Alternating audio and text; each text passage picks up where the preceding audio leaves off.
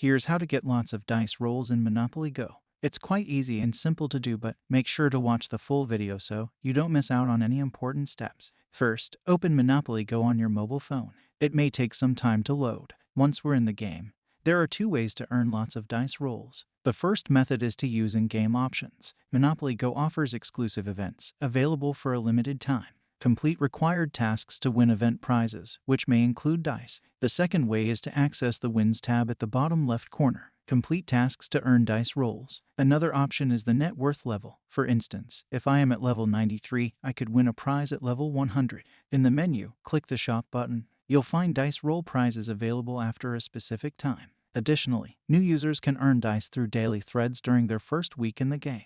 Here's the second method for earning lots of dice rolls, specifically for Android users. Uninstall your existing Monopoly app. Then, open your browser and search for Monopoly Go Mod APK.